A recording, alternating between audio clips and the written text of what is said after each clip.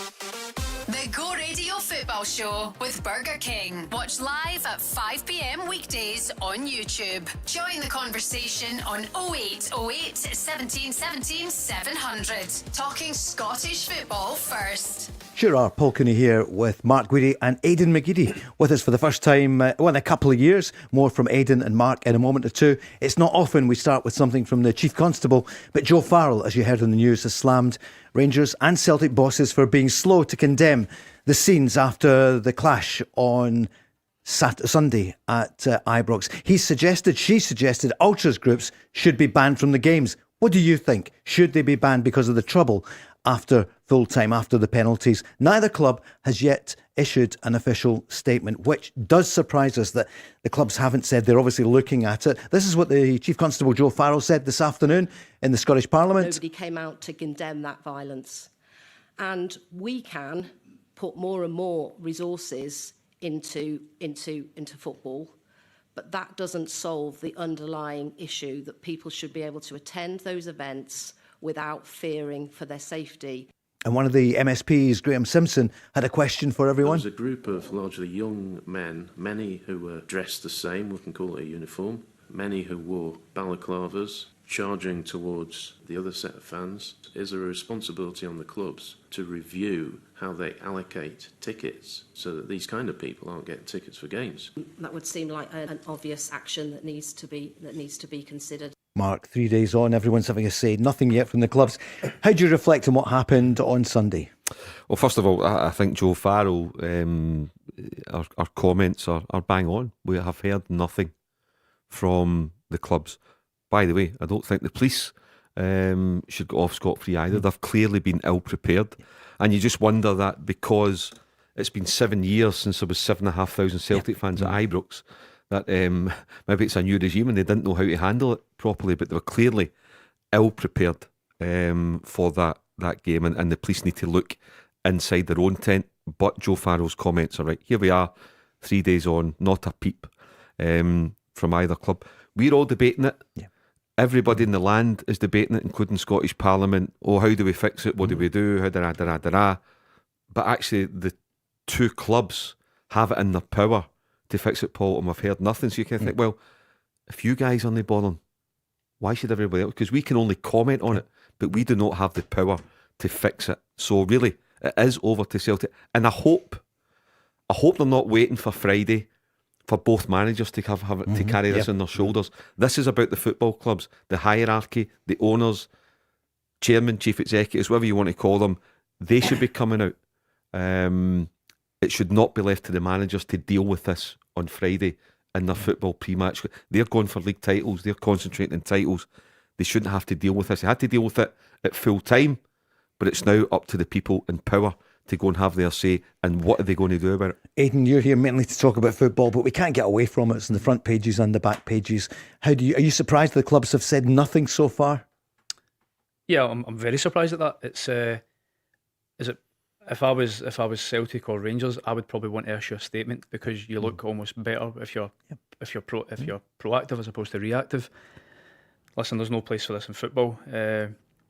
The one thing I would say is that I'd agree with Mark in terms of the police being underprepared, because when you looked at that line that came on when the Celtic fans spilled onto the pitch, if the Celtic fans or the Rangers fans really wanted for something to properly happen, they're not going to be able to stop that. And I think as soon as the penalty shoot was finished, that's when that should have taken effect. It was listen, not nice scenes at all. You can't condone what happened, and the one thing I would say is that in putting a different slant on it, it does show the passion that's up here for the game, which is a totally different game from the rest of the UK. It's true. And I think, Mark, it looks as though all the soundings are that they're not going to allow 7,500 Celtic fans back in at Ibrox for some time, maybe never. And probably the same story of the 7,500, 8,000, 9,000. It's not going to happen at Celtic Park, is it? No, Paul, I think we're now at the stage where it just has to be. For league games, it's going to be different when they meet at Hampden Cup semi-finals or Cup finals. But for league games, starting now, it's 60,000 Celtic fans at Parkhead and it's 50,000 Rangers fans at Ibrox. Unfortunately, that's the way it has to be. I can't see any way round it, because You don't want, whether it's 800 or 8,000, there is a problem. There's a problem, and it became a big problem on Sunday. But there's always problems at every game, even if it's the small section. Yeah. So now I think let's just crack on and get on with it. And it's really, really unfortunate. I don't think we were ever getting back to league games having, Celtic getting the Broomloan and Rangers getting the majority of the traditional Rangers end at Celtic Park. That's been ongoing now since 2018, I think, since Dave King introduced it. Then Celtic followed suit. And the other thing as well, Paul, that we know has been going on for a number of years, there is no relationship or next to no relationship at boardroom level between Celtic and Rangers. Yep. That doesn't help matters. Maybe 20, 25 years ago, they might get round the table and found a way, because I don't know if it's brave, if they were braver back then or if it was easier back then, but it seems to be that they let the sort of 1,000 odd fans, what you want to call them, dictate policy, and the 50,000, 60,000 good fans suffer as a consequence. Yeah. And look at just 4 months ago, Aiden, the Cup semi-final. And it was fine. There was 25,000 Celtic fans, 25,000 Rangers fans. This is usual skirmishes, but there was no issue on the pitch. And that defies the logic of people saying, there shouldn't be away fans anymore. I think there were mistakes made the other day that will be glossed over, and it will now be the consequence will be, and maybe it suits the club not to have the opposition fans in big numbers. Yeah, the disappointing thing, I think, is it's not a small minority. There was more than a small minority of both sets of fans on the pitch, but it's the fans that actually have attended that game, the Celtic fans I'm thinking of, for the first time in years. That opportunity been taken away from them again, because you waited so long to get back to Ibrox and get that stand. And listen, I know the atmosphere was fantastic. I think both sets of fans that I've spoke to have commented on it, how much the atmosphere added to the game. Obviously, in terms of quality, it wasn't there, but the atmosphere was amazing the first time in years that they've had that. And it's very, very disappointing that I think that is the way it's going to go. There will be no away fans again. Pandering to the lowest common denominator, Mark, though, isn't it? It's a real pity if this what happens. But we're guessing. What do you think? Give us a call, 0808 17 17 700. And then we'll get round to who is going to win the league. Aiden McGeady with us for the first time in quite some time since you hung up your boots at Ayr United, and Ayr United losing last night. That was a disappointment for them. But Aiden, what a career it's been. Celtic, Spartak Moscow, Do Svidaniya, I said, for our Russian That's goodbye. listeners. I know it is. What's hello? I'm not too sure. Privyet. Oh, privyet. I should have known. Yeah. See, he's like this, honestly. He lets you away with nothing, and I know that's good night. It's just because I'm Russian. No, you're right. It's good night. I shouldn't have entered that. And then Everton, we know the story. Sheffield Wednesday, Preston North End, and then, of course, Sunderland. You must be so pleased at how they're doing in the top flight. Yeah, look, Sunderland's a club that I got asked this the other day. Where do you look back on the teams that you played for the most fondly? Sunderland would be one of them. I love my time there. Obviously, there was a lot of things going on off the pitch, which added to the state of the club and added to the way we were playing as well. But absolutely love my time there. A massive, massive club. A lot of people don't realise it's a massive club. Massive, passionate fan base with high expectations. Because when I joined there, we'd just been relegated from the Premier League. Incidentally, got relegated to League One. I know. I watched Sunderland until I died. Let's not talk about that, because that was difficult times. But I love the club, and I love living down there. And look, if I could have stayed, albeit my last season there was injured a lot, if I could have stayed, I would have loved to have stayed on in some other capacity if I was going to be a bit part player. But love my time there, and of course I look back in your career when you hang out your boots and you go, done okay. Yeah, of course. And then Hibs, and then I know you got the injury, and then Ayr United. What about in Moscow? What was that like? A few people are on saying, tell us, what was life like in the Russian capital? Depends what you want to know. Different way of life, different culture. The people, when I first went there, I found the people very, very cold, quite difficult to get to know. And I remember asking, why is everyone so quite dour and sullen? And the translator actually said to me, well, you have to remember there's been nearly 100 years of communism here, where people are scared to say the wrong thing to anybody. But really, really good people. Very similar to Scotland in terms of the way the manager approached the game. So the manager I had to sign me is the current Russian manager, although you won't see much from just now because Russia aren't allowed to compete in anything. But I took the chance of going there, and I kind of had it in my head that I wanted to last out there, and I wanted to prove people wrong, because when I was leaving, I heard a lot of things about people saying he'll be back within a year. He won't last out there. And, you know, initially I nearly seen it in my contract, and the club could have sold me quite a few times. So look back on it fondly, and made a lot of good friends out there.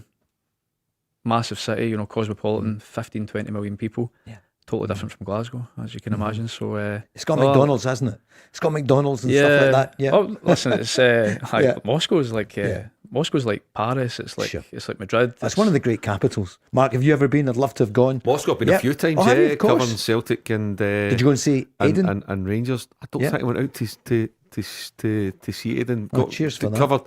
I did cover Chelsea, Spartak Moscow, one of your Champions League. Yeah.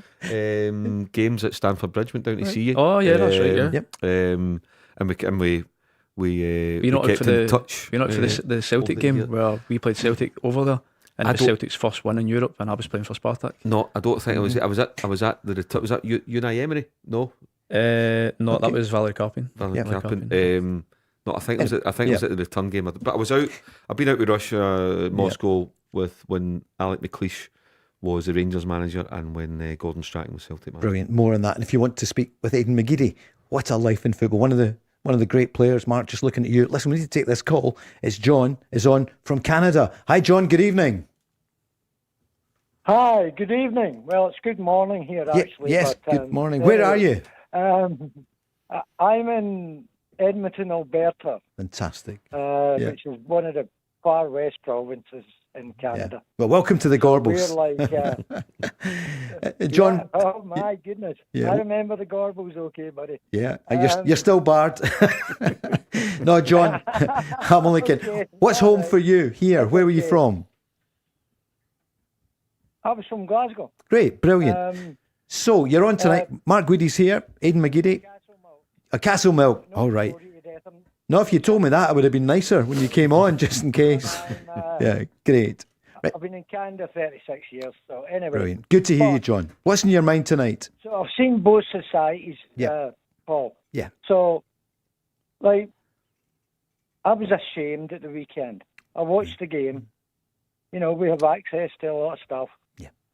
And I was scared it was going to turn into that terrible incident where we'd policeman and horseback. That's right. Scottish Cup final. Remember that? I do. Yeah. And I was like, oh no, not again. Right? And spending half my life here, it's a different culture and stuff.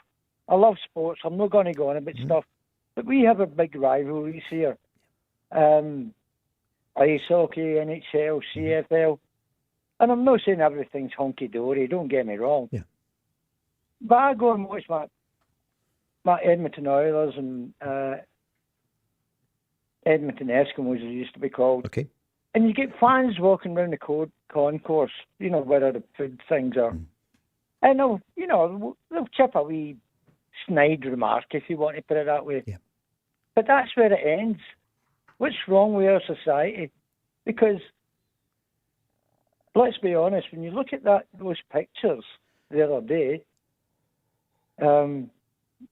goodness knows why a parent would let a child run on the park. But all these guys, and both sides are bad, don't get me wrong, but all these Spider-Man masks and stuff, you look at the body frame, Paul. Yeah. These aren't kids. No. These are grown adults. They shouldn't be hard to find. Yeah, I'm sure the police are trying to get them. There is something insidious about it, you know, the masks, the balaclavas. Come on, are you there for a game of football? Are you not? There's always rivalry. And I heard Aiden saying earlier on, there is a magic about the old firm. We know there is. Look, the songs and all the rest of it are wrong. Absolutely. But you know, there's an excitement at the game, but they shouldn't be on the pitch. And if people are covered up, Mark, this is a real problem for Police Scotland and for the authorities. What are they going to do? Because they can hide them. You know, you can't search everyone to the degree that you find the balaclava.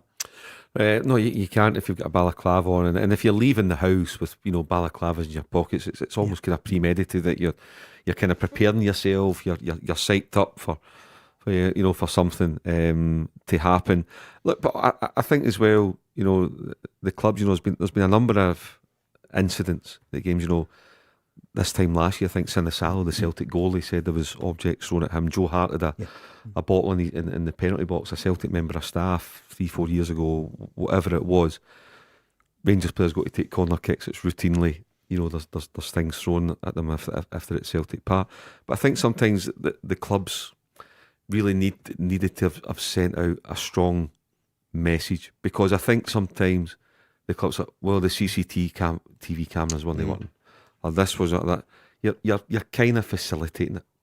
You're kind of saying, you know what, there's no rules here. See, if you do something wrong, you're fine. Crack on. Well, where's the evidence to suggest otherwise, Paul?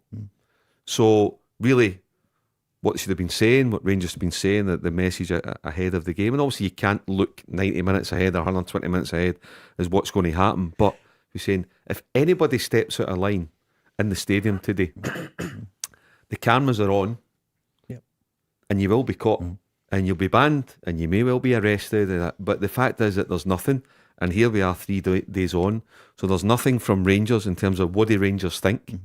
First of all, about the Celtic fans getting on the pitch, and then about how their own supporters behaved in reaction to that. Celtic, what do Celtic think about their fans getting on the pitch, and then how Rangers reacted to that? Members of staff at Celtic as well. I think one of them might have been assaulted. I'm not really sure exactly what's happened. There might be live police investigations going on.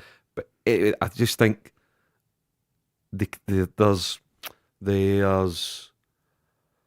what can I say? It's almost as if they're scared to tackle the real issues, Paul. I think that's what it is. And as long as that goes on, as the Chief Constable, Joe Farrell, said that, yes, we all agree. I think that the police have left a lot to be desired on Sunday afternoon. There is no doubt about that. But the root problem is with the football clubs to go and sort out that element within. Whether they can or not, I don't know, Paul. I really don't know, because we've been. How many times have you been in this movie? Yeah, sure. In your role as a journalist and a broadcaster for nearly 50 years. I remember the 1980 in the Cup final. It went right round the world, and that really was a battle. The police sources. Eric, one of the cameramen, had a fractured skull. You'll remember, one of our colleagues. I mean, it was horrendous. That did go right round the world. Thankfully, it didn't get to that stage. It's really difficult, though, Mark, isn't it? Like, I agree with everything you're saying, but how do you police it? How do you tackle people who are going into the game with a balaclava in their pocket? How do you tackle it? Because this is always going to be there.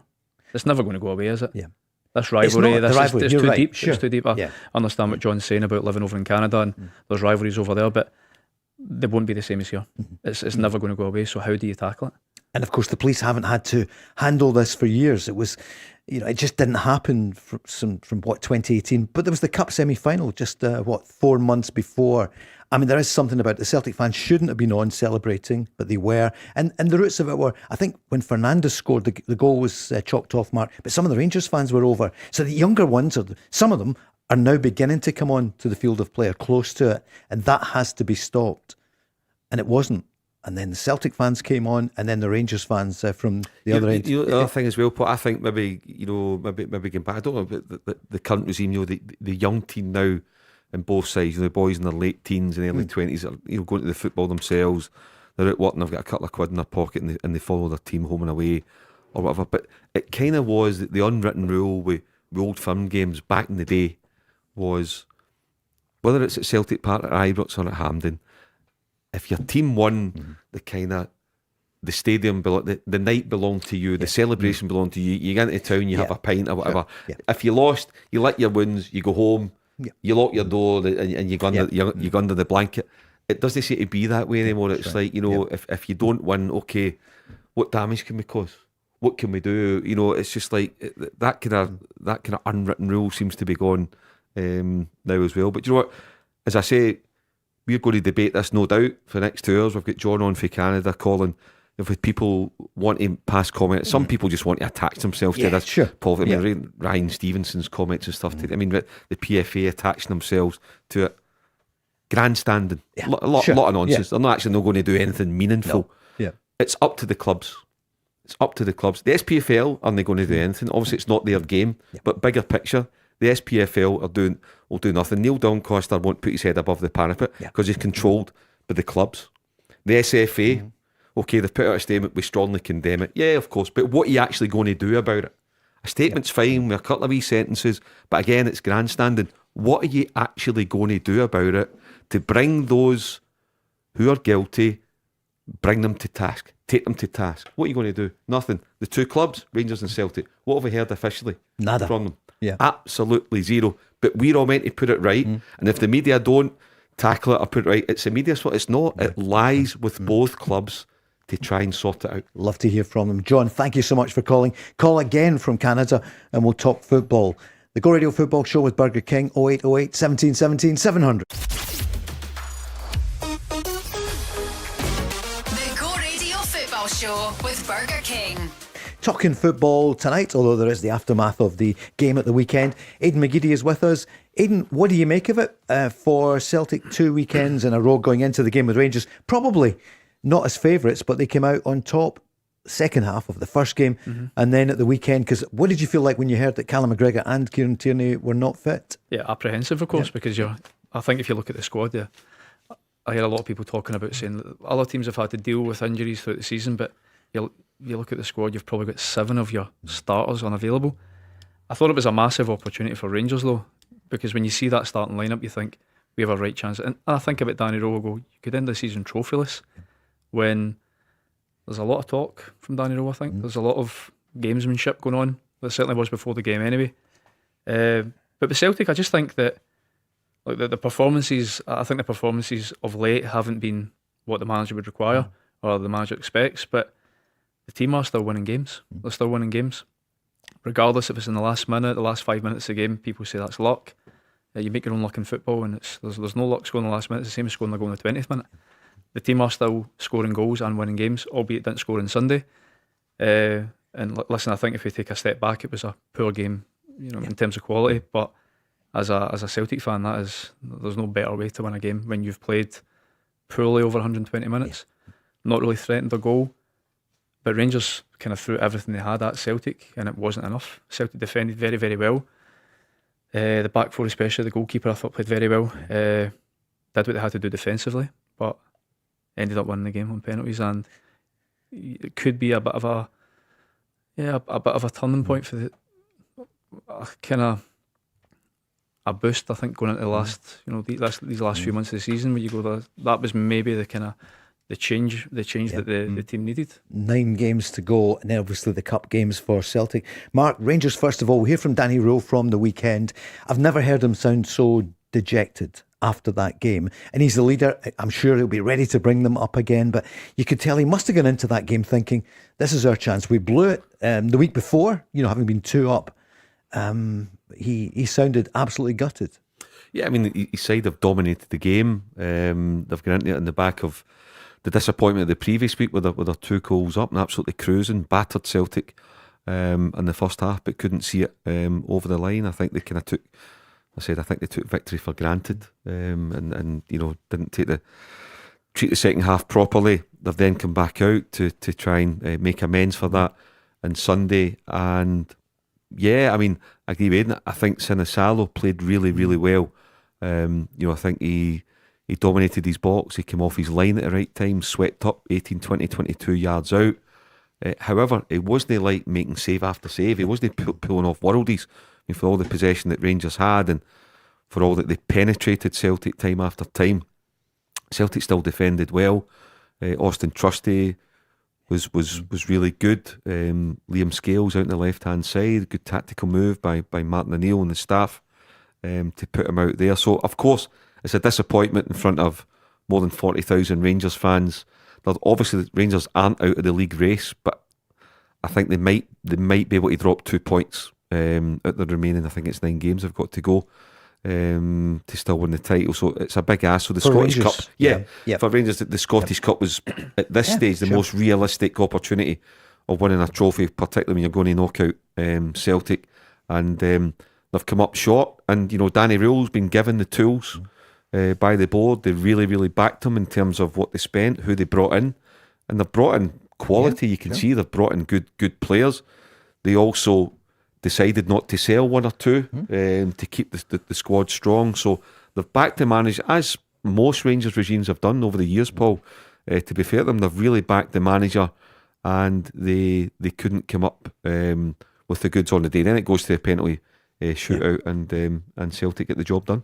How to get Rangers winning? That's what the manager was asked after the game. I think this is our job. That is how I will also take the energy, the positive things from the games. I think, again, we improved in the last 7 days again, how we want to play. From my side, I see a clear direction, how a Rangers team should be.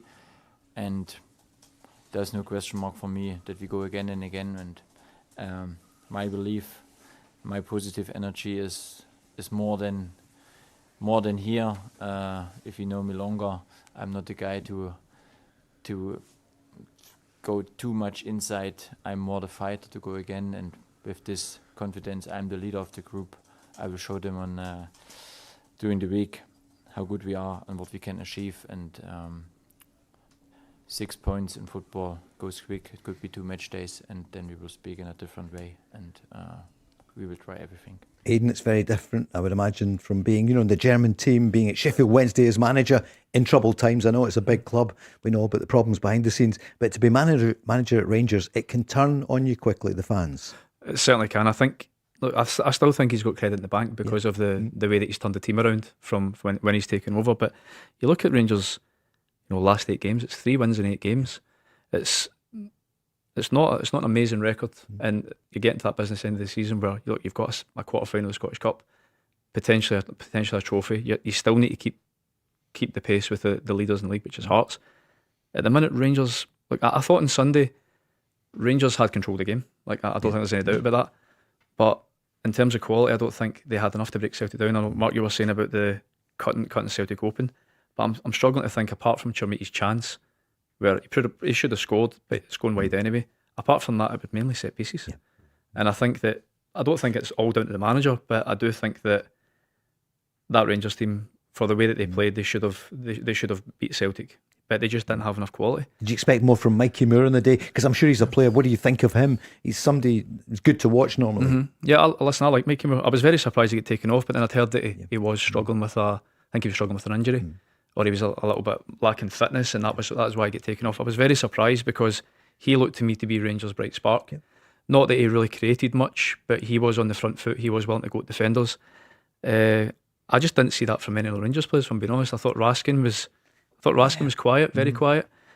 Scott Olsen, again, I'm unsure on him as well, even though he's got a lot of experience. he's had a very good career so far, but I'm looking at him and I'm going, he didn't really commit Scales once. I think the only person that took Scales on was Sterling in the first half. It got Scales a booking. After that, you think that is carte blanche for a winger to go and take the full back on, and Scales isn't a full back either. Scales is a central defender.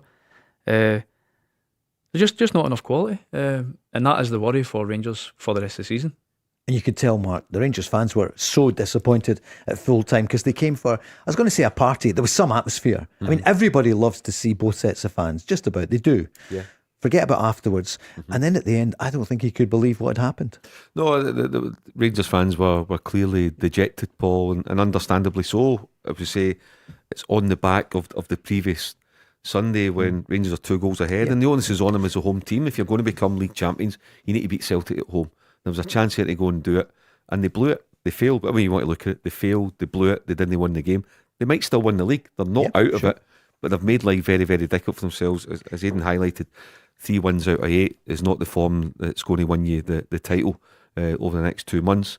And then they're thinking home advantage. They've probably seen the Celtic team sheet as well. Thought, no Callum McGregor, no Kieran Tierney, you beauty. That's what they've probably thought. Yeah, they've probably gone to the game confident. I had Rangers as for me, clear favourites get into the game. And then when I saw the lineups, I thought, well, absolutely. Rangers will win today. It might go to extra time, but Rangers will win and go through to the semi-finals.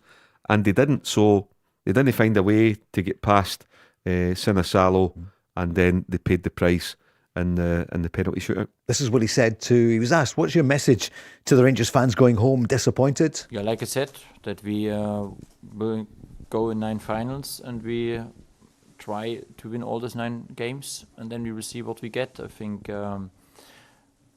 again, I come back and I think, it's not, everyone likes to say this in this way, but when I take these 2 games,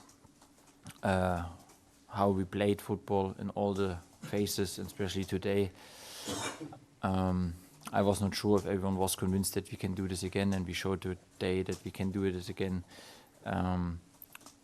with the direction. Yeah, we didn't score in the right moments.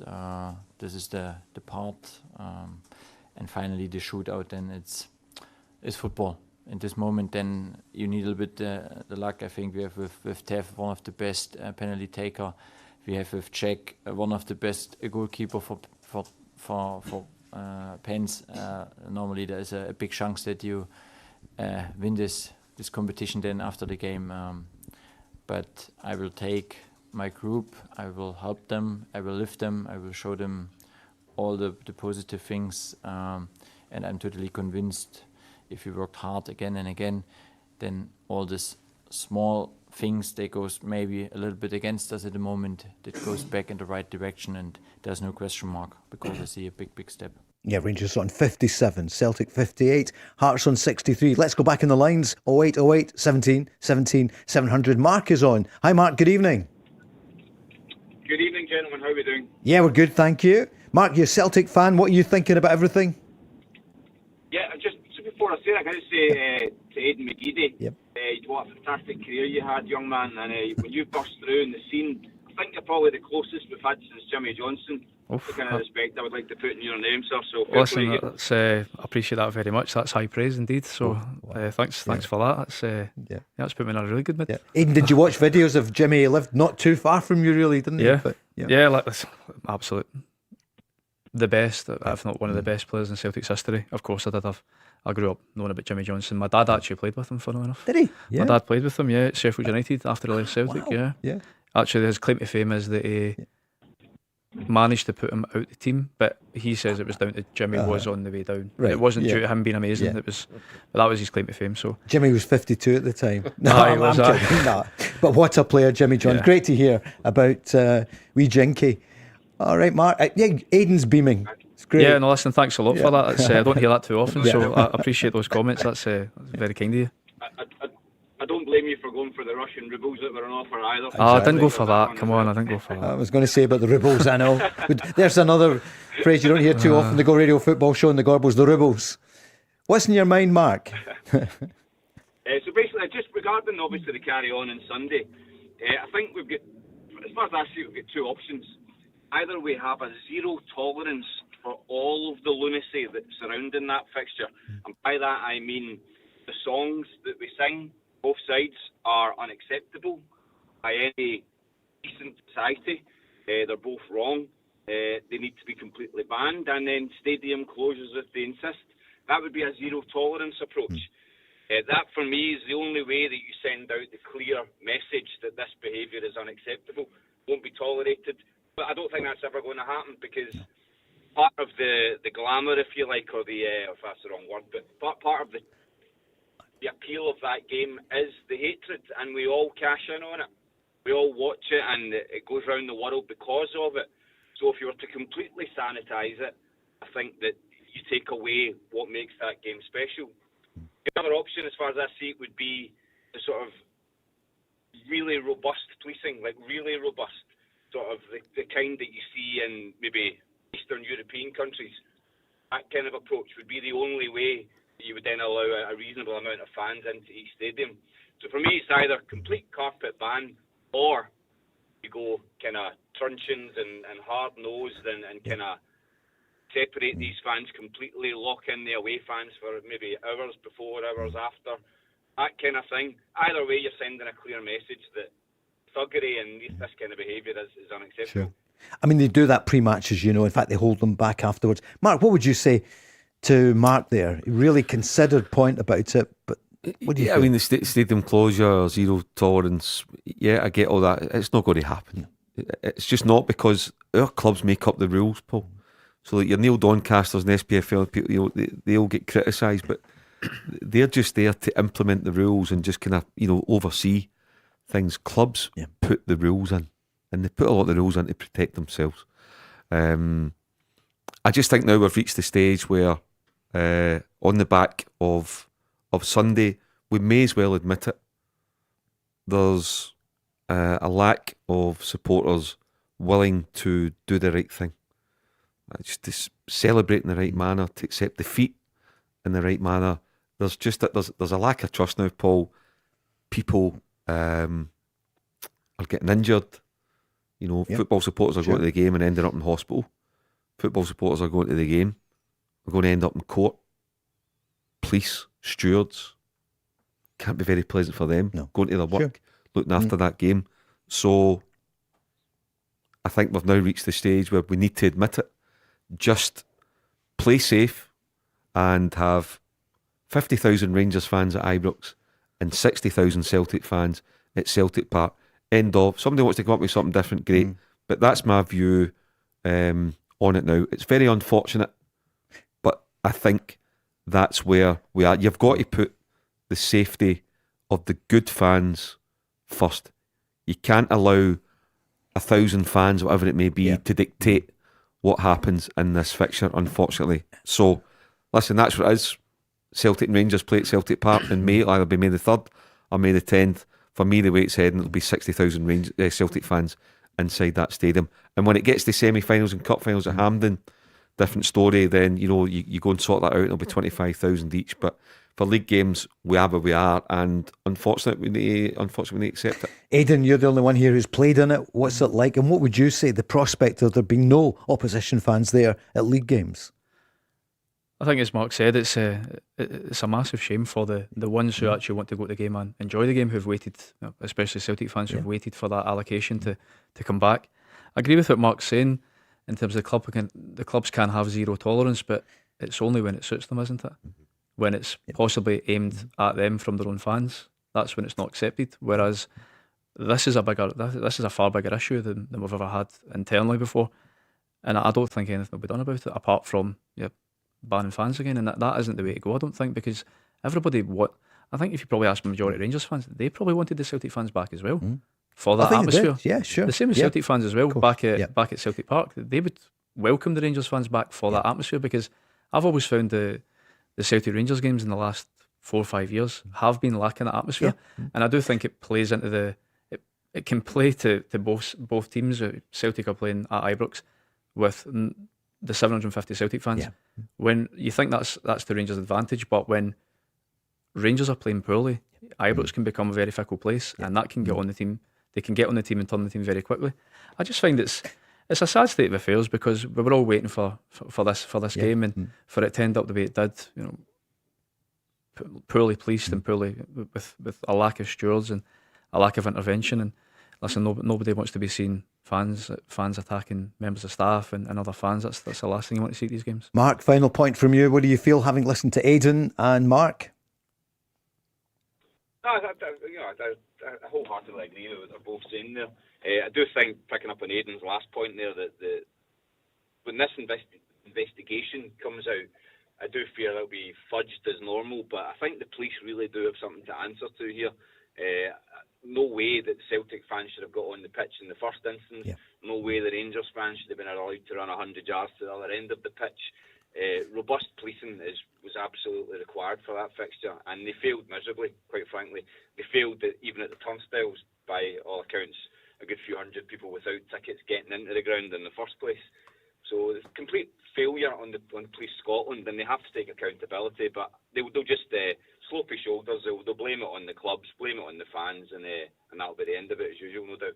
Mark, thanks so much for your call. 0808 17 17 700. The Go Radio Football Show with Burger King. Well, Aberdeen looks set to appoint Stephen Robinson as their new manager after both the Dons and the Saints confirmed they have approached the manager of St Mirren. Mark, I thought I'd be saying this about 3 months ago when he'd won the League Cup, beating Celtic, and the word was, what took them so long? Because at St Mirren, he's got a fight in his hands now, but it looks as though he's going to go to Pittodrie. Yeah, Aberdeen, finally getting things together. There's obviously a relationship there. Alan Burrows, Chief Executive of Aberdeen, worked with Stephen Robinson at Motherwell. Good times together. Aberdeen at home to Falkirk on Saturday. St Mirren's next game at home to Rangers Sunday afternoon, live on Sky. So yeah, Stephen Robinson beat Celtic to win the cup in December, but since then really it's been really, really poor. They've been dragged into the scrap to avoid the playoff place, and in the league. So I think when you look at Stephen Robinson's body of work over 7 or 8 years as a manager, I think he deserves a chance. But what a task he's got. Jimmy Tilleen won the Scottish Cup 9 months ago. But apart from that, since Dave Cormack chose to get rid of Derek McInnes 6 or 7 years ago, there's not been a manager that's gone in there and actually succeeded. Yeah. So it's a hell of a job. It's a tough job. Big club. But I don't know how you succeed there, to be honest. And Dave Cormack, to be fair to him, is good at giving his managers funds. You know, look at that. Rebels, they are. He's good. But then you've got a director of football, a German director of football, Fannin Steele. Yeah. Now, by all accounts, he wants to sit in the dugout. He loves being in the dugout. Area. You look at the candidates prior to Stephen Robinson today. Yeah. They've all been German. They've all been connected to Fannin Steele. So I don't know how the dynamic of that's going to work out, because I can't imagine for the life of me that Fannin Steele's identified Stephen Robinson as his number one target. So interesting one. Otherwise, he would have been in 2 months ago. Aidan, what do you make of it, Stephen Robinson? Listen, the St Mirren fans might not be happy about this, but I'm surprised this hasn't come before, because I think Mark says in his body of work, his career so far, he's performed very, very well with the budgets that he's had. I think overperformed, especially at St Mirren. I think whenever I played against St Mirren in the past, always very, very difficult to play against, especially at home. Like Mark says, since the cup final, St Mirren have been a slightly downward spiral, but you can't take away that's a short period of time. Stephen Robinson's been a top coach in Scotland for the last 7-8 years, and like I said, I'm surprised he wasn't approached before this. Whenever managerial roles have came up in the past, he's always been mentioned and mooted for a move, but they've not quite transpired. But I think he'll do well there. I think I wonder how the dynamic will work. That's quite a strange one, isn't it? Where the director of football wants to sit on the bench. That's I've never heard of that before. But at the end of the day, if he's winning games, it doesn't matter. Yeah. And for St Mirren, your old club, Mark, because you know Mark was a goalkeeper at St Mirren. I know that, Aidan, as you know, he reminds you at the Sevens. Peter Grant was when I go at you last night. I defended you better than you did when you were a keeper. I never heard it, but I'm sure Peter would have been right. St Mirren Rangers on Sunday. So St Mirren could be, who would be in charge then? And the next question, Mark, as you know, is who'll be the manager at St Mirren? Because what a great job for somebody. Yeah, so I don't know. There's the kind of make up with the backroom staff. So, for example, Stephen Robinson said Brian Kerr along with him, so I don't know if Brian would go with him. Yeah. You look at the staff at Aberdeen, like Sir Peter Leaven is there, Tony Docherty is there. So sometimes you get the manager's job, but you need to take the staff. You just inherit what you've got and you crack on. Or will he be allowed to bring Brian Kerr with him? I don't know. St Mirren, what would they do? Would they go for Stephen McGlynn as manager, who's been doing really well as part of John McGlynn's backroom staff? He's been in charge of the academy there and the kind of reserves or whatever you call the reserves. Under 18s last season. Now, it might be a wee bit early for Stephen. He even might think, I want another sort of year under my belt doing what I'm doing, or he might think, that great affinity with the club. Out with that, I don't know, Paul. I'm not thinking of names off the top of my head, but whatever it is, if somebody's going in there on Sunday, what a great game to get into, and you need to get your work done quick. You're not going in the middle of the table and you've got 5-6 games to settle in. You need to get in there, sleeves rolled up, and start getting results to pull away from Kilmarnock in the 11th spot. Yeah, because they really need the points. That's a good job for somebody, isn't it, Aidan? It certainly is. Yeah. Steve McGlynn, you think he would think that might appeal to him? That I don't know. He's a great affinity with the club captain, coach. They might. I know there's people at St Mirren really rate Stephen, but it might be a wee bit too soon. I don't know. It might not. I'm not sure. Let's go on the lines. Paul is on, a Rangers fan. Hi, Paul. Good evening. Hi, Paul. Hi. Let me just talk about the allocations, Paul. Yeah. I know you were talking about it. Sure. The police or whoever might decide. I think you were talking about just going back to the way it was previously, where it was all Rangers fans, all Celtic fans. But are you saying that surely that should start next year? Because see if you start that where the post split, Rangers are still in this, so are Celtic, so are Hearts. I think you'll get a lot more conspiracy theories if it's decided it's all Celtic fans here in the post-match split, and that'll cause more questions to be answered, to be honest, because and the way Celtic Park, and you can tell me if I'm wrong here, right? it's a bit harder the way the allocations are sitting now. Yeah. It's not a cup game, and it's harder for for Rangers fans to potentially run onto Parkhead. It's not the same kind of stadium layout as Ibrox is.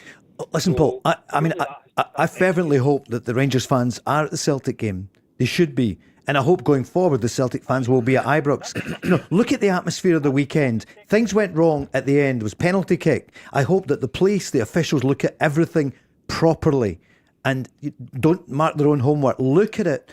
Somebody independent should look at it and say, right, here's where it went wrong. People are trying to do a really good job, but they've got out of the way of policing 7,500 at Ibrox. But this is such a shame. It's an easy option to say, well, nothing to see here. It's not going to happen again. And I think they should be a bit more courageous. People should be really honest about what went wrong and allow fans in the future. But look, it's not about Celtic conspiracy or whatever. This is not, we don't know what's going to happen. There's nothing from the clubs yet. I'm hoping Rangers fans are in at Celtic in May. What conspiracy do you mean? You mean, Paul? Well, sport integrity. I mean, you can't have 60,000 Celtic fans when you've got one key game still to go, Mark. This is a crucial game. Oh, well, listen, of course it's a crucial game, but Rangers fan, I'm saying, it's a crucial game. Well, as a Rangers fan, I'm saying, well, wait a minute. I'm not denying it's going to be a crucial game, but would you rather that the same thing happened at the weekend? Because that's the alternative. It's a cup game as well. It's a cup game. It's a cup game with a greater allocation at Ibrox than there was in a league game. So you can't take that away. I know that had happened, but that was a full Broomland stand. And it's not the same allocation as what a league game is. There's a lot more going on it in the cup game as well. I'm not condoning what had happened, but that you've got to factor that in. You can't say for sporting integrity and for this league to be held. Well, sporting integrity was a word that was used for many years previous. You have to have the same amount of fans in there as the 3 previous league games. That's a given, surely. If it starts again, it has to start afresh next year. Well, it depends what way you look at it, Paul. If you want the safety of football supporters put before Rangers getting fans in, so when do you put the well-being of every football supporter, whether you're a Celtic fan or a Rangers fan? When does the well-being not become paramount and uppermost in your thoughts? That's a greater allocation, Mark. That was a greater allocation in the cup game. Paul, you look at, for me, you look at the way things finished on Sunday. That was going to spill over into the next game. Do you reckon, Mark? It would. would? Paul. Yep. Paul, do you know what? And I hate using the word. You see the hatred. The hatred that will spill over. And this just isn't about. This is really. This is about police. This is about stewards. This is about public safety. Right now, I don't think there's enough people can be trusted to go and behave themselves at the game, which is really, really unfortunate. And I agree. Had Sunday afternoon not happened, I don't know exactly what Rangers' allocation would be. 3,000. Is it 3,000? I think so. Right, so I get it, Paul. I totally get where you're coming from. Rangers will still be in the title hunt. I would imagine Celtic would still be, even if I've got Hearts favourites to win the league. So I get what you're saying. But you look at the events of Sunday, you think, well, can you really allow fans from another club to get in? What do you think, Paul? Fans in, Mark. Sorry? Sporting integrity. It's got to be sporting integrity. It's got to be a closed door game. A closed door game? Why? Why would it be closed door, Paul? Why? Well, why is one set of fans getting banned to go into Parkhead, right? Based on Celtic fans also running onto the pitch, but Rangers fans then get basically none of their fans get into the stadium. There's going to be 60,000 Celtic fans. That's no sporting integrity. All right. No, look, Paul. I get your point. Okay. Paul, I get your point. I absolutely get your point, and I'm not disagreeing with it. Where I will disagree with is saying that it should be a closed door game. I mean that's ludicrous. That's nonsense. That should just get your blue blinkers on with that suggestion. But it's up to the clubs. Like we say, we've heard nothing from Rangers, we've heard nothing from Celtic, and we've heard nothing from the SPFL. I would imagine, I don't know how much power they have, but I would imagine the police would have a big say in what happens next. I might be wrong in that. I don't know all the ins and outs, Paul. We're guessing, you're guessing, we're guessing, because we've got nothing else to go on, because the two clubs involved on Sunday, for whatever reason, have chosen to say nothing. And that's what why do you think of that, Paul? What do you think the fact that you've heard nothing? there's a vacuum. I need to go to the news. Paul, we'll speak to you again. And that's the club should have come out and spoken. So anyone just tuning in will think there's been a decision. There hasn't been a decision yet about what's going to happen for the next game. The news is next, and then we're back.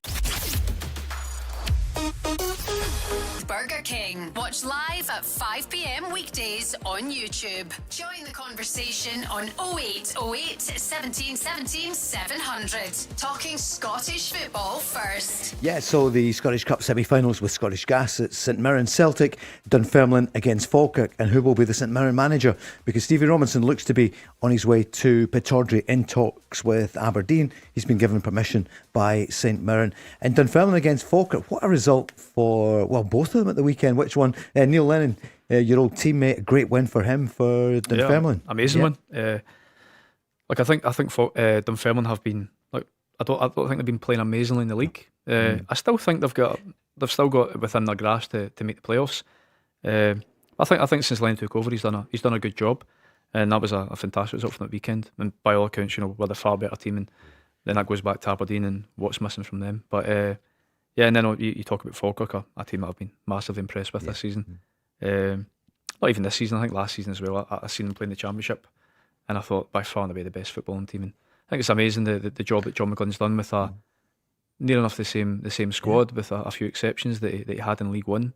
Brought them up from League One Championship to the Premier League, and that style of football is working, and he's managed to revitalise and re-energise a few players' careers that have played under him. So very, very impressed with Falkirk, one of the best footballing teams I've seen this season. What was it like? So much of your career, well, you were everywhere, but going from Hibs then to Ayr United, what's the difference in general from the Premier League to Championship? I would probably say, like, there's no way of disguising it. It's the quality. Yeah, I think as you go further down the leagues, it's the people are maybe not as quick, they're maybe not as strong, physical, but it's still there. It's the quality, and that's the reason that I went to, because I had that opportunity to help the club and try and help the younger players in the squad and try and develop. Look, I really enjoyed that side of it. It's very rewarding, I felt. But yeah, it's the quality, and that is the way of the world. It's the same in England. Paul, I want to tell you, just tell you a wee story about Aiden when he I divulged bits about football. Bad one? No, it's a good one. Are we okay? Yeah, no, it's good. It's but he started playing six-a-sides with us whenever it was 18 months ago, and Ali McCoist is playing, and Ali McCoist is in the other team to Aiden, and within 5 minutes, Aiden's bum. He's gone in and out about 5 or 6 players and put the ball in the net, and Ali McCoist says, stop play a minute.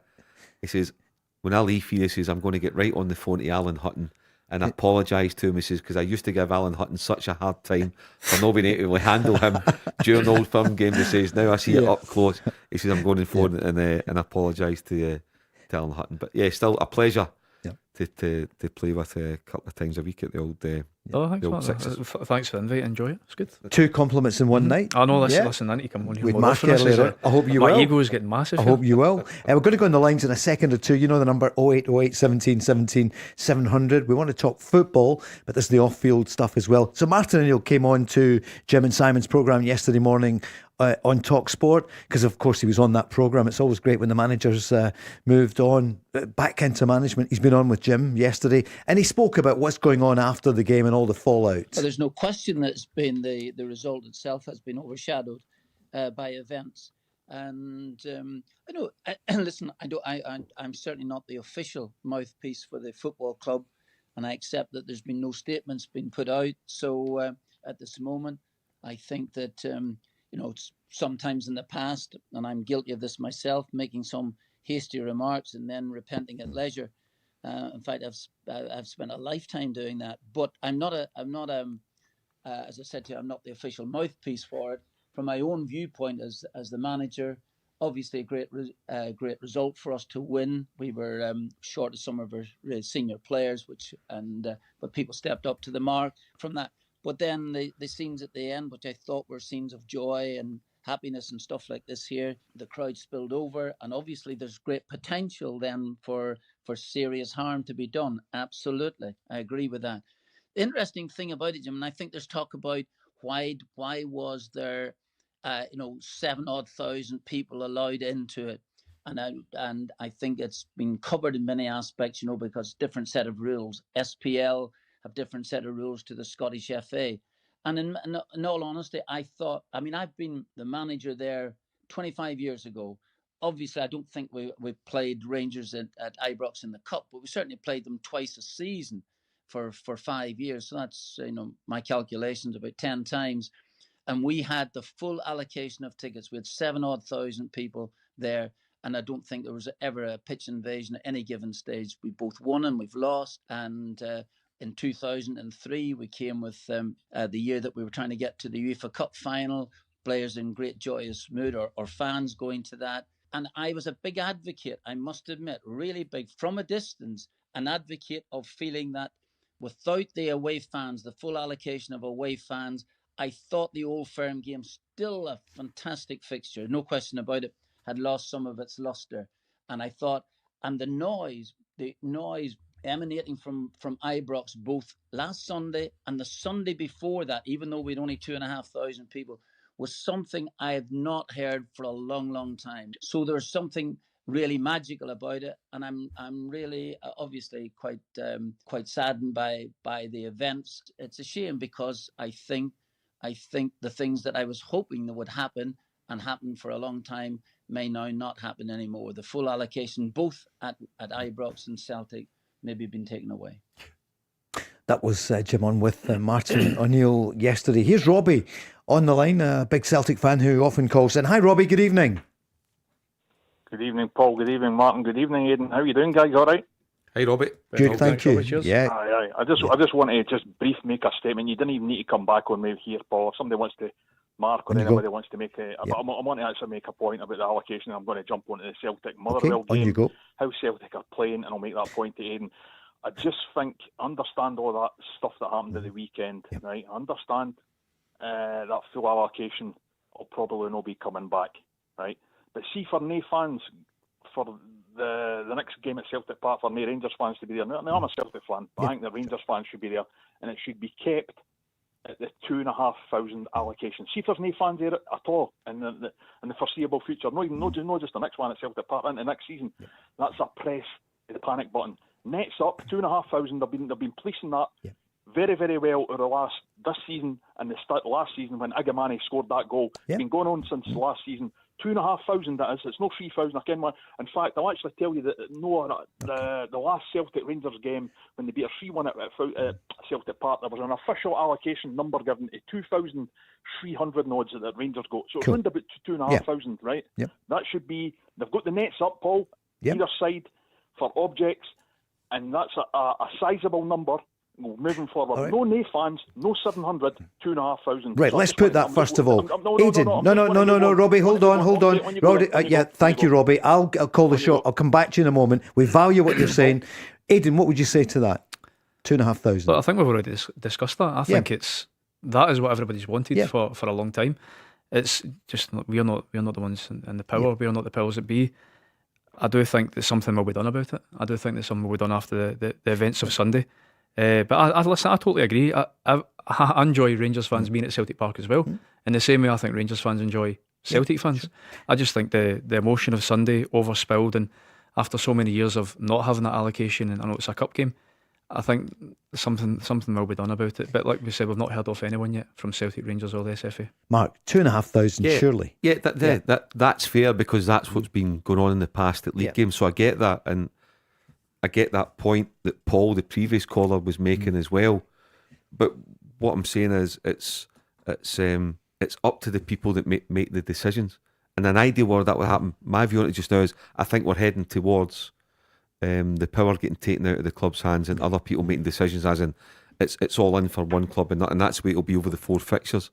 But yes, of course, ideally, you want to see 2,500 Rangers fans at Celtic Park for that game, and maybe because as much as it's a diluted atmosphere, it's still an atmosphere that's created. So absolutely, but my concern, my fear is for the game, for that fixture, that it will just become all in at Celtic Park for Celtic fans and all in at Ibrox for Rangers It's fans. not going to be the greatest game in the world then. It's not the derby. It will be diluted. Robbie, what's your next point? Aye, I just want to make the point to Aiden about Celtic, how they've been playing recently and going on to the Motherwell game. Aiden, I was actually listening to a Celtic podcast last night. Alan Morrison, the Huddle Baker, and he's a stats guy, but he obviously can do stuff about analysing how Celtic play. And what he was actually saying, and I understand what he was saying, he couldn't get his head round the way Celtic were playing their plan for that game at Ibrox. Now, what I noticed that he was saying was Celtic were playing it across the back, Aiden, right? Then they were giving it to Sinisalo just to launch it up the park. For guys that just can't hold the ball up at all, he couldn't get his head around that. Alan Morrison, how Celtic were trying to play it. Now, I'm going on to previous games as well, Aiden. See, Celtic have been winning over the last, say 8 games, right, in the league, right? Okay, they've been struggling. We've seen that. That Rangers game there, the one previous, they came back for 2-0 down. It seems to me, Aiden, that they're not controlling games too well. They're winning games by the odd goal. You look at the Kilmarnock first half, rubbish, came back, managed to win the game. It seems to me, Aiden, that they're not controlling games and winning games. See if you get one in every 4 or 5 games that you've got to, like scrape it in a last-minute goal or something like that. I mean, I just think that Martin O'Neill, this is just my own opinion, right? See the way they played under Postecoglou and Brendan Rodgers. They were controlling games a lot more, Aiden. A lot more of the ball, a lot more chances. Now, I think this is not a go at the Martin O'Neill Celtic team that you caught the tail end of, but I think that Martin O'Neill, with the team that he had, now I understand they could mix it up. They went long a lot, up to Sutton and all that, and Baldy was playing it long, and Valharn and that. They could go long or mix it up through the midfield. So it was a kind of. But I think he's bringing too much of that back into this team, and it doesn't suit this team, Aiden. Aiden, what would you say? Okay, Aiden. Yeah. Listen, Robbie, I agree with what you're saying. I do think on Sunday the team were kind of stuck in between styles slightly. I think you've seen that the team were trying to play it from the back, but Rangers were locking on the press. They were going man for man, and Celtic found that they couldn't beat that press. It would invariably go to Sinisalo or one of the centre halves, Trusty or Arthur. Then it would go to one of the fullbacks. It would come back, then go long. And without the focal point, obviously there's injuries add to this, the team selection, but without a focal point of, say, a big striker like Chivinchara who can win the second half, who probably wasn't much of a focal point in the second half, but without that you've got Maeda up front on his own and Yang and Tenekte. I think that you understand the ball is always going to come back, but I think after a while Celtic realised that the ball was coming back, and then after a while they were getting it back because Rangers weren't threatening them. I understand what you're saying about the performances. It'd be very, very difficult for me to comment and say Martin was bringing that back in, because I don't exactly know who is doing everything there. So Martin's the figurehead. Martin's probably picking the team. Sean might be doing a lot of the coaching. I think as well, the caveat to that is would you rather the team were playing slightly better football but not getting results, but at the minute obviously the performances aren't matching the results, but that is the debate. But ideally you want to, and I think Martin and Sean will be the exact same, you want to see better performances on the pitch with those results, but it does bode well for the future, I think, because eventually you're hoping that those performances will come and everything will click into place. And as you said at the start, they had 7 top players missing, but through injuries. Mark, what were you going to say to Robbie? No, I think on Aiden's point, I agree. First of all, at this stage of the season, it is just about winning. It is just about winning. Just find a way, in whatever way that may be. There's also as well, Robbie, you mentioned Brendan Rodgers and Postecoglou, and even going back to Martin's first time 20-25 years ago. Look at the quality that they had. The quality is not there now. Celtic don't have the kind of football players to go and really hurt Rangers and take the game to Rangers, particularly at Ibrox. And they don't have the physicality at the moment to do that to Rangers either. But they found a way to win. I mean, you look where Celtic are this season. They're still in the hunt for the title. They're still in the hunt for the Scottish Cup. They reached the League Cup final and reached get out the group stage, the Europa League. They've been doing that with Kasper Schmeichel, who's been far from top form. Was costing a goal every 2 or 3 games. Without their best centre half, Cameron Carter-Vickers. Without a proper midfield partner for Callum McGregor, there's been nobody really going in there with him to take games with scruff of the net, and without a number 9 worthy of the jersey, and they still are where they are. That's a credit to Martin O'Neill and the staff. Who knows what will happen come May the 23rd when the Scottish Cup final takes place and all the honours have been decided. But right now, there's just not the quality to play the kind of football that you would like to see. But you think if Celtic win against Motherwell at the weekend, it's game on for the title? Hearts pole position. But what do you think? So there's still 3 in it. We've been talking a lot about Rangers tonight and Danny Röhl. That they're still in it. Put it this way. Danny Röhl said there in his presser at full time on Sunday, we have 9 cup finals to go. That's it. Rangers have 9 games this season in the league. If Rangers win the 9, then Rangers will be champions, in my opinion. 84 points Rangers will get to. I think that will win you the league. Hearts can get to 90. I don't think they'll get 90. And Celtic can get to 85. I don't think they'll get 85. So it's still all to play for. But my view just now is that if Celtic beat, and I think Motherwell are now out of it because they lost on Saturday. If Celtic beat Motherwell on Saturday, I'll go Celtic for the league. But right now, I've got Hearts. Hearts are, the table tells you, Paul, Hearts are very, very much in the driving seat. Very much in the driving seat. Robbie, what are you feeling then? Celtic Motherwell Saturday? Paul, I'm going to be going there, I'm going to be going. Good man. I'm really looking forward to see how Celtic cope with Motherwell's, because there's no disguise how Motherwell's going to play. I mean, your 2 men there ken that, like, you know what I mean? Mark and Aiden are well versed in how Motherwell have been playing this season, and it doesn't give a particular change. I can't even go long. Obviously, that goal was scored against Celtic, that long one for the right hand side. The goal, what a goal that was! Brilliant. They're a great team, Motherwell, and they're really, really. That was a wee bit blood they had at the weekend, but I'm really looking forward to see how Celtic play. I mean, I went on there a wee bit about Celtic shelling it long and no playing. I would slightly disagree with Mark a wee bit there. He says you've not got the quality of player to play that you want to play. But the second half against Rangers, Mark, that's the way they should be playing more often. That's the way they should have been playing for the start of that game. The one that, see, that thing is with the first. Here's a wee start for you, Mark, and the rest of the panel. Okay. Celtic in that league game, 2 each, right? They shelled it long. This is long balls. This is stats. This is facts. I'm telling you. Okay. 18 long balls in the full game. 17 of them were in that first half. And Celtic won the ball for once out of these 17 punt up the parks for the goalkeeper. What's his name again? Sinasal. So that was 18 in the full game. 18 long balls, 17 first half.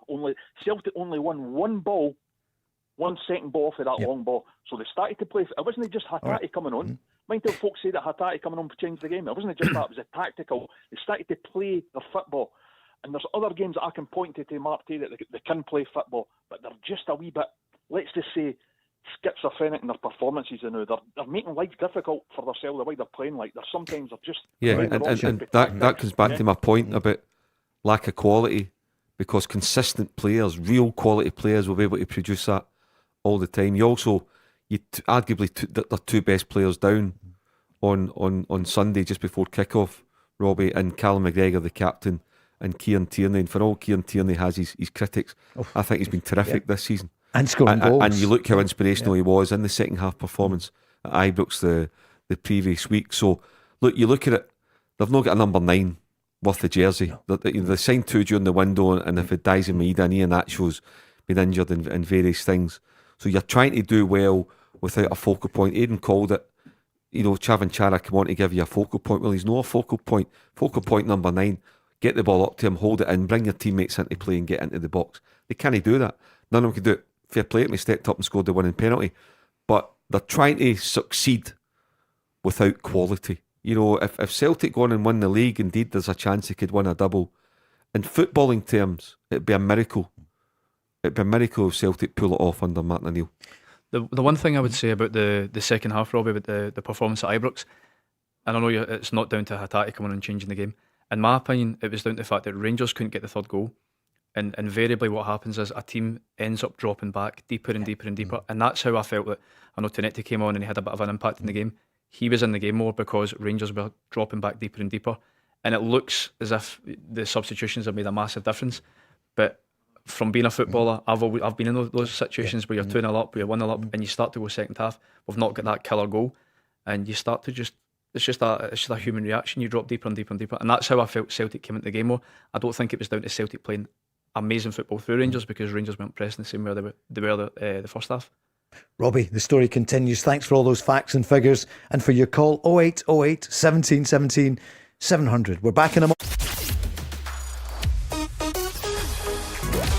The Go Radio Football Show with Burger King.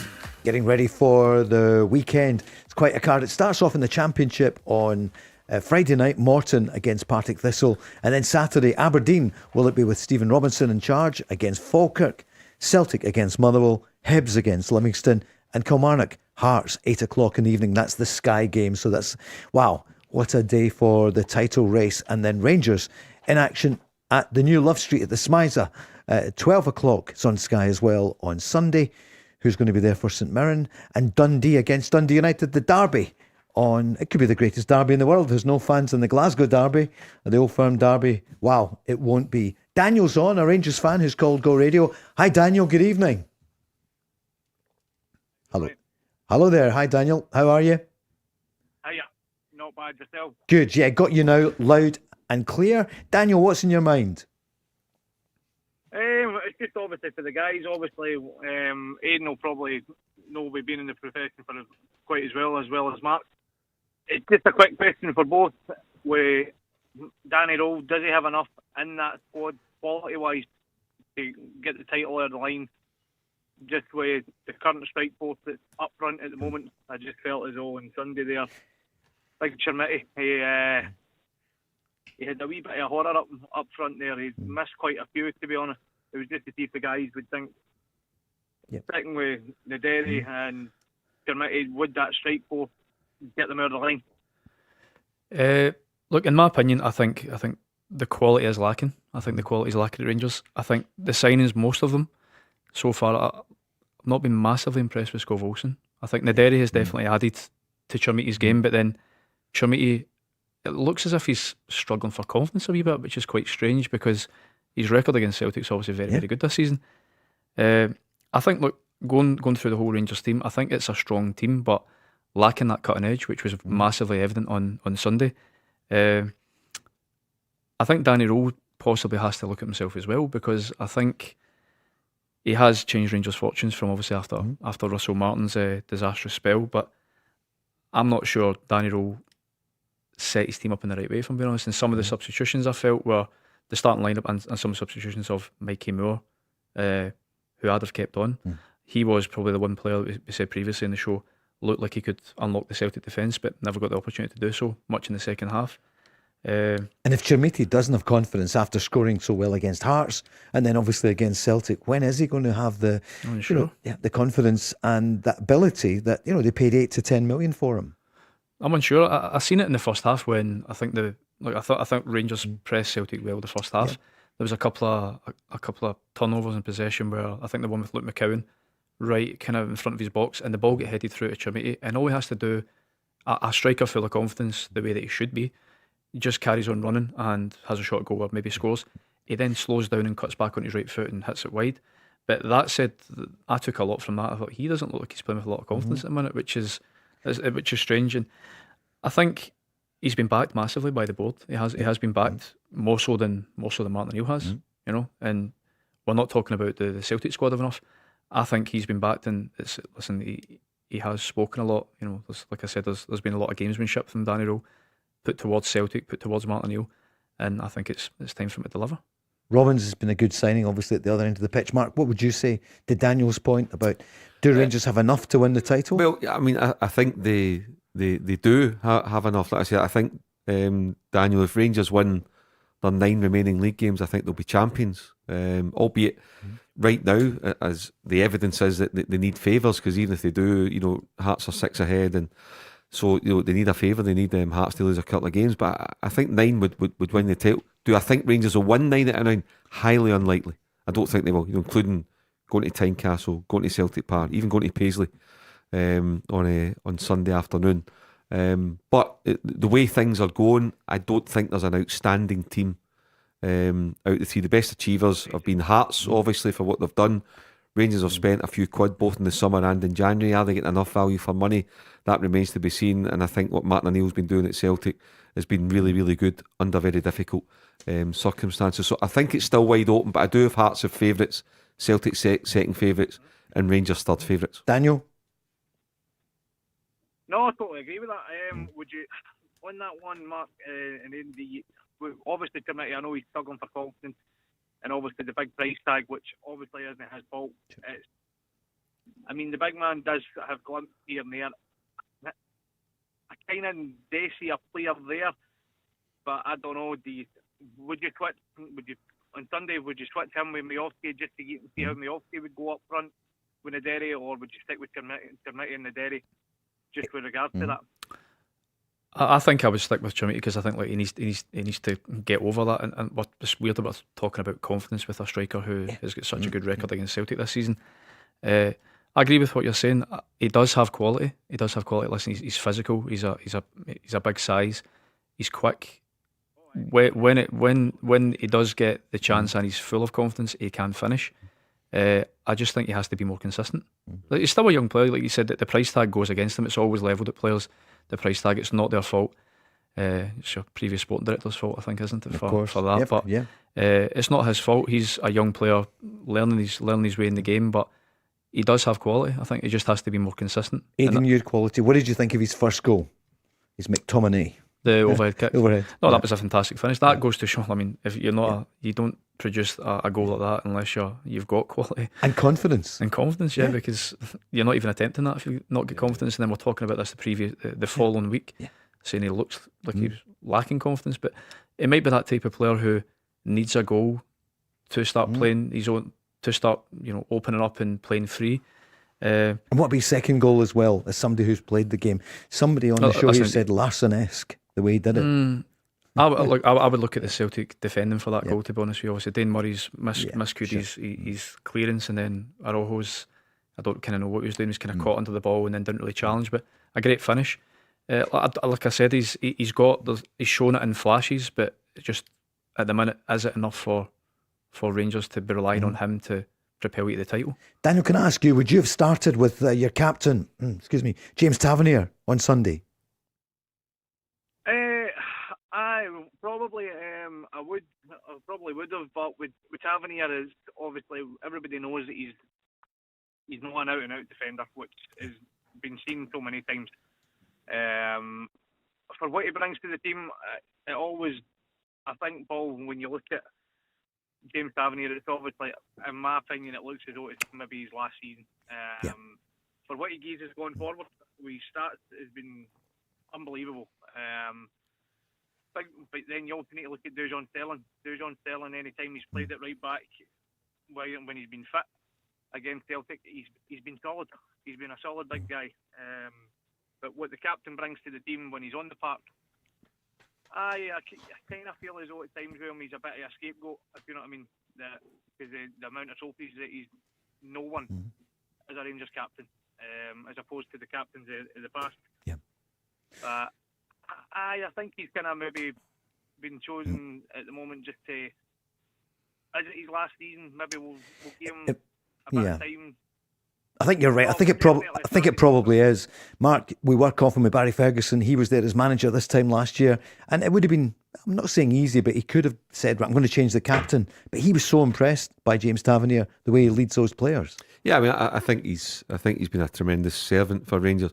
I agree with the decision to play Sterling ahead of him. I mean, Sterling's number one attribute is his pace. He's got ferocious pace, and he's no shy to get down the line and go and have a go at the opposition fullback, as Tavernier's doing. But I think probably what would have been in Danny Röhl's mind, just in case, if Maeda was played, out in the left hand side, and if Maeda finds a form that he can find or that he produced last season over a 90 minutes, then he's got the capability to really go and hurt James Tavernier. Whereas with Sterling, he's got the pace to match Maeda. He might even be, I think he's probably quicker than Maeda. So over the piece, it was fine. Yeah. And well, possibly, and then you've got the point that Aiden made earlier about Sterling taking on Scales and getting the booking. So that put Scales, you could see he was kind of, he was reticent to put in, kind of challenges, and rightly so, in case he got a second yellow, although he still defended well. So Tavernier's been brilliant. I think it probably will be his last season as well, Daniel, but I do agree with the selection to play Sterling at right back. Daniel, here's the two managers at full time. How is this result going to impact the rest of the season? This was Martin O'Neill's answer. I genuinely do not know. Honestly, I don't know where there's going to be twists and turns. I went to Dundee yesterday with Sean and Mark Fotheringham, watched the game. So we've got Motherwell next, which will not be easy for us. So I honestly don't know. We spoke after the game, and we promise each other that we go now in 9 finals and we try to win all those 9 games, and then we will see what we get. I mean, Daniel, it's been a season like no other. It's not a great season for Rangers or Celtic so far, and yet, as you pointed out, you could still win the title. It's going to be a fascinating 9 games. I think if you'd say to me where the position we were at the start of the season, obviously with Russell Martin, I would have probably a bit your hand off to be in this position at the moment. For what Danny Röhl's done since he came in has been nothing short of brilliant how he's done it. Obviously there's been a few bumps in the road with like the Motherwell, Livingston, you name it, but for what he's done since he came in, you got to take your hat off to the guys. We were so many points behind. Yeah, 13. Yeah. Back to definitely. I mean, for what he's done, whether we win the league or not, he still has a bit of credit that he's came in, he's found ways to win. Obviously, there's been a few stumbling blocks with the game on Sunday. Previous, with it being a penalty, that's just unlucky. With that one with the late penalty to walk away with the 3 points, but I mean, I think Hearts. It pains me to say, obviously Hearts to win the league, but there again, I would rather see Hearts to win the league than Celtic and Aberdeen, to be honest. But it would be opposite way around, if you know what I mean. All right, Daniel. But no, I think Danny Röhl. I mean, even Markle even say I think what Danny Röhl's done since he's come into the club. We've been so many points adrift with Russell Martin with the start of the season. The man's done well. Do you know where well, what do you think about why did he take on Martin O'Neill after the Stuttgart game? So Celtic had won Stuttgart. Whether they won 1-0 or 4-0, yeah, if they'd 4-0, they'd have been still in Europe. Do you know what I mean? I was surprised that he inferred that, I'm surprised they didn't go to win the tie. And then the stuff about Sinisalo, which maybe he was asked a question, but why did he bring it up on Sky before the game? And he said, I see I was right about the goalkeeper. I know he's only 36, so if you're giving him any advice, Daniel, as a Rangers fan, you say, Daniel, do your talking on the pitch. You've been amazing. You brought Rangers right back into it after the year of the bluffers. You know, Russell Martin's not a bluffer, but it was the wrong appointment. And yet, why? You know, something. I think it was a misstep. Would you agree? Well, I would say so. I think it was. He's obviously been in. He's come in and he's obviously still learning the fabric of the club and how it is. Obviously, he understands it. I think obviously the great Walter Smith. The late great Walter Smith, what he done was obviously he gave respect to his opponent, fair enough, and he just done his talking on the park. I think with Danny Röhl, maybe a wee bit of the emotion get involved there, try and play a wee bit of psychological warfare, fair enough. He should have just played it with a straight bat, Daniel. That's what he should have done. Yeah, sure. Played it with a straight bat. You're right, Walter Smith, even Barry Ferguson. Barry's very astute when it comes to me. If they were asked about that, they'd have said, you know what, brilliant result for Celtic. Very unfortunate not to get through, but a great result for any Scottish team to go to Germany and beat a team in the top 4 in the Bundesliga. Wasn't enough to get them through, but they deserve a lot of credit. That's what they would have said, as I said last week, kind of lulling Celtic into he's praising us, lulling them into a false sense of security, but to go and say what he said and then to volunteer the goalkeeping situation pre-match live on Sky an hour before kick-off, bringing that up again. I don't know why. He chose to go down that road, because he didn't help himself, and I think it certainly get Martin O'Neill's back up. Daniel, thanks so much for your call. Cheers, thanks. You're welcome. Okay, we're back after this. The Go Radio Football Show with Burger King. Paul Cooney, Mark Guidi and Aiden McGeady. Aiden, enjoying life, not playing, but you played. What an amazing career it was. It must take quite a bit of adjusting, not playing full-time football. Yeah, listen, it does. I was just talking to you before the show about motivating yourself to get up in the morning and actually, go for a run or go for a walk, which is, I've been used to it my whole life of someone's telling me where to be at a certain time, and football's your life and you train. It doesn't feel like a job. But listen, since retiring, I've really enjoyed it. A lot of people ask me, what are you doing? And like I said before, I'm working with Wigan, kind of covering Scotland. It's part-time. doing some things down in England with certain courses that I think will maybe help me in my career. The odd wee bit of media, and listen, spending time with my family, which I've really you struggle with as a footballer.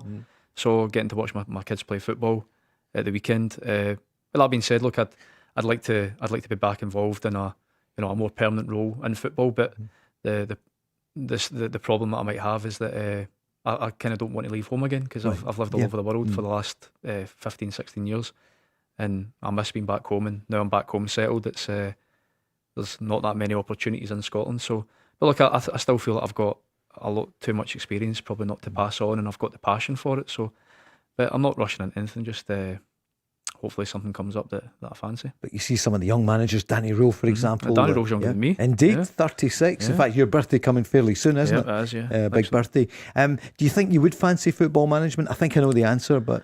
No, I wouldn't mind being I'd be an assistant for one of my close friends in football.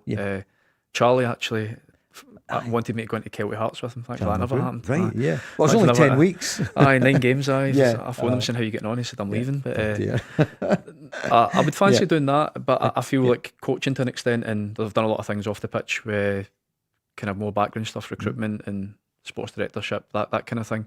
That probably suits me, but again, I was talking about this before, there aren't those roles up in Scotland. There's plenty of those roles in England, but in Scotland they're not up here yet, because listen, I think it's obvious to say that it's the lack of finances up here, which require those the clubs to invest in those roles.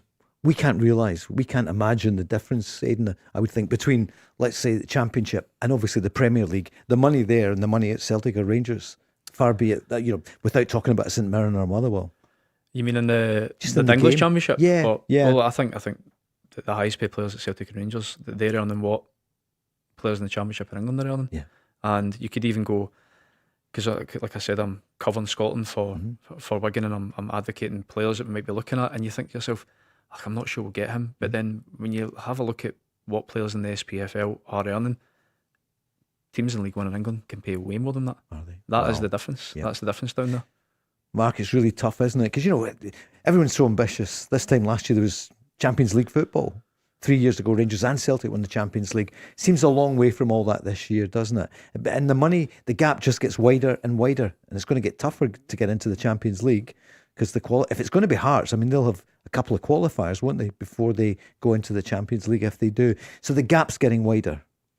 At Champions League level, I think we can see with results that Celtic and Rangers have had in recent years that Europa Leagues are their level where they can be competitive.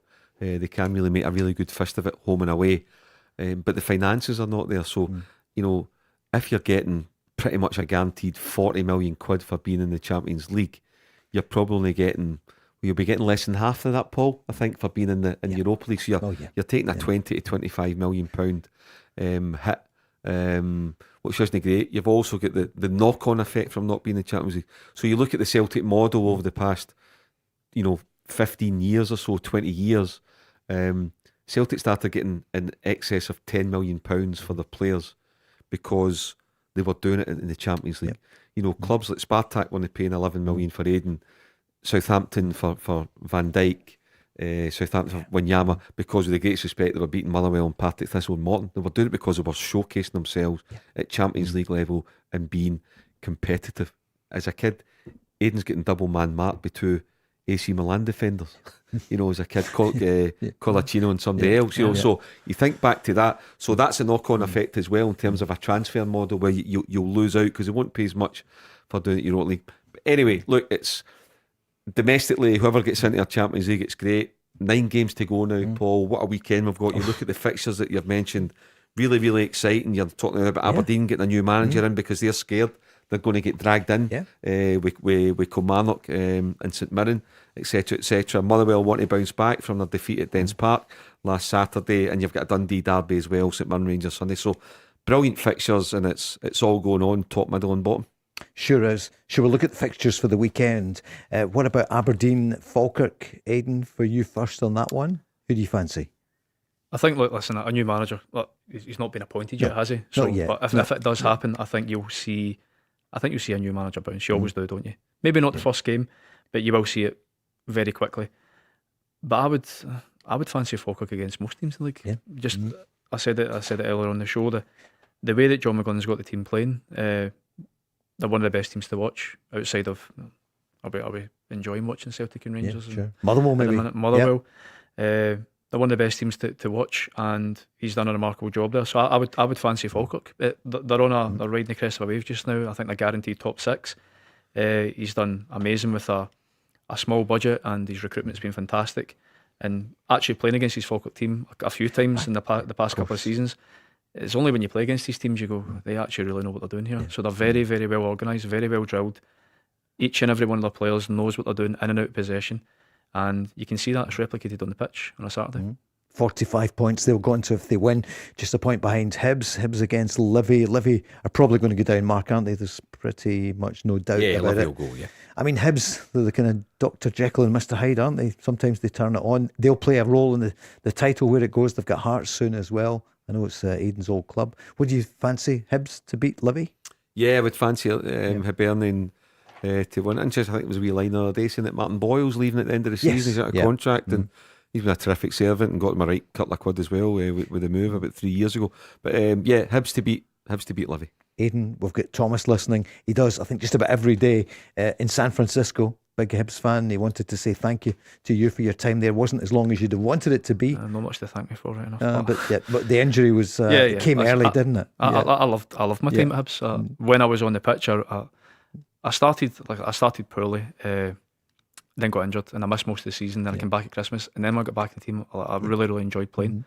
It's a great club. It's a big club, and for all Hibs I know David Gray finished the season very well last season, but for that club and that environment and that fan base, the club should be doing better. The results in the league finishes over the last 10-15 years haven't been good enough for a club of that size. I really, really enjoyed my time there, and I wish I could have stayed. Yeah. And of course they'll be hurting with Hearts on the way to maybe winning the title. Killie against Hearts, who do you fancy then? And that's quite a game, isn't it? Sky, Derek McInnes back at Killie. I think I fancy Hearts. Do you? I think I fancy Hearts. Yeah. But that was the question that I would probably level at Hearts is, can they maintain it? Like the league table doesn't lie. They deserve to be where they are. It doesn't lie. But do they have the depth in their squad to maintain this for the rest of the season? And as you know, funny things can happen in football towards the end of the season. They've not been there before. Yeah. Derek McInnes hasn't been there before either. That's true. It's funny how pressure can do things to people. They'll go on 66 points if they win. Do you think they will? I think Hearts will sneak it. They'll obviously need to work really hard. Kilmarnock, Neil McCann was scathing of his players, rightly so, after their heavy defeat at Falkirk, and they'll be looking to bounce back in front of their own supporters. But Hearts to sneak that one. And Mark, with you first, Celtic against Motherwell, 3:00 Saturday. He likes that. I mean, normally you'd be saying, Celtic, normally home advantage, business end. And I think Celtic will win it. But I think it's got to be a really nervy 90 minutes. And it might be a 3-2 job, Paul. Aidan, what do you feel? I fancy Celtic to win it as well. Right. A lot is the Motherwell team, rightly so, and the manager have been given a lot of praise and a lot of credit this season.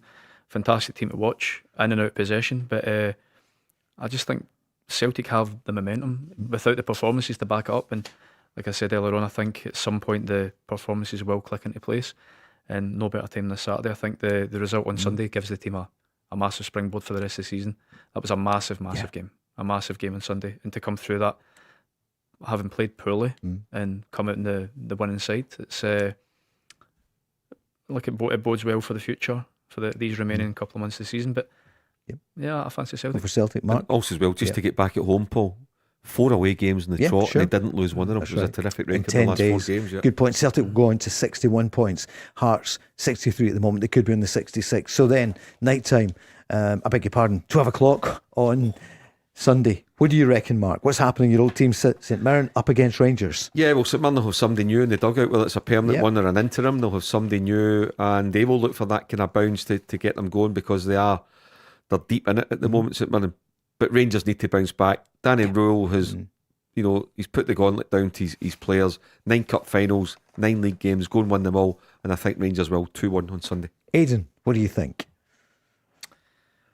Look, I fancy Rangers to win that. I fancy Rangers to win that because St Mirren aren't in a good place currently in the league form. But I do. There's always that thought in the back of your head. Whenever any team plays at St Mirren, it's never an easy place to go. And look, I think Rangers and Celtic this season haven't performed well enough there. I fancy Rangers to win with the quality they have in St Mirren. Like I said, not being in a great run of form, apart from obviously the game at the weekend there. But like I said, St Mirren, it's you can never count 3 points on that before the game. And who's going to win the title? Aiden McGeady. What do you reckon? I'm going to take a leaf out of Martin Hughes' book here because I listened to his interview there. You know what's going to happen this season. Very, very honest. You can't tell. You can't tell. I could say anybody here, couldn't I? And I could be proved wrong. The thing that about Celtic that I think that will help them is the fact that they have proven winners in that dressing room who've been there before and done it. They've went the distance. Rangers haven't been in that position for a few years, and Hearts haven't been there before. It's Hearts to lose though. Aidan, thank you so much. Will you come back on the show? I will do, yes, if you'll have me back. Yeah, we're inviting you. Great to have you back. You. Mark, not so much maybe. Tomorrow night, no. We'll have to make do with Charlie Mulgrew tomorrow night and Craig Moore. No, I'm looking forward to it already. Thanks, everybody. We're back tomorrow at 5. Paul.